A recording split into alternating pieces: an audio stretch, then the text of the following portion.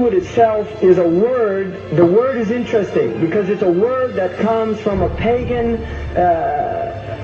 Hollywood is the holy wood, and it was the wood that the magical wands were made out of in the pagan sorcery, magic. And these wands were believed that the sorcerers that possessed them could put people into trances and control them. This is part of, I mean, this is symbolic, but it's also important to understand that part of what Hollywood literally does is it puts people into trances. It's a dream state. They call it the dream machine in the United States.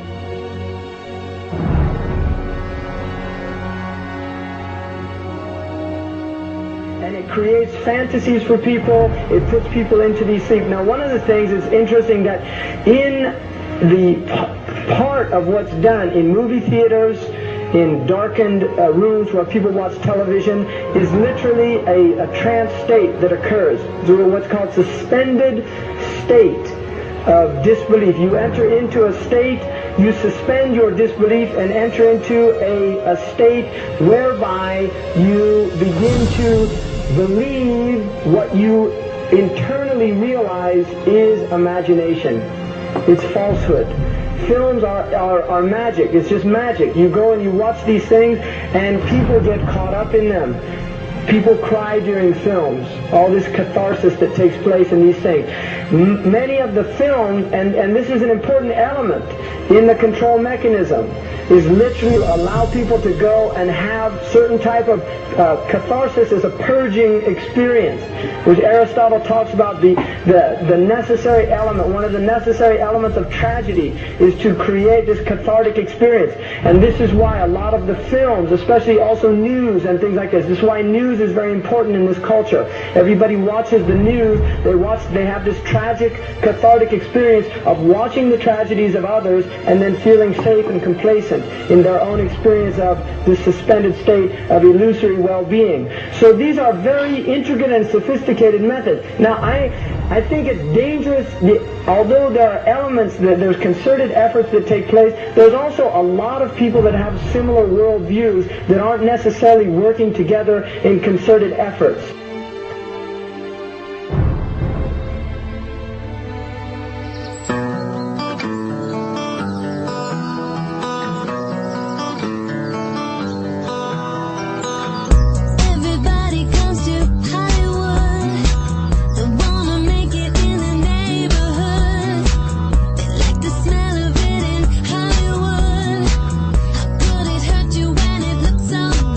Shine your light now.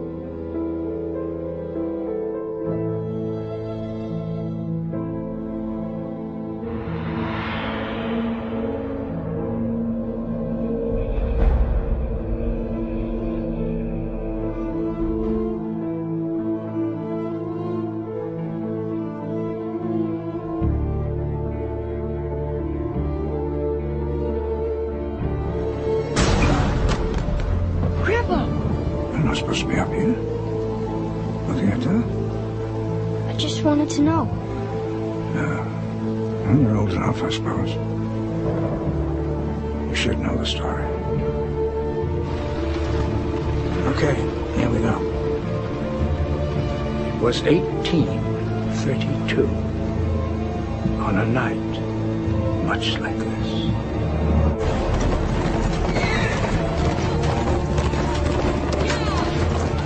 Charles Carroll was the last surviving signer of the Declaration of Independence. He was also a member of a secret society known as the Masons, and he knew he was dying. He woke up his stable boy in the middle of the night and ordered him to take him to the White House to see Andrew Jackson, because it was urgent that he speak to the president. Did he talk to him?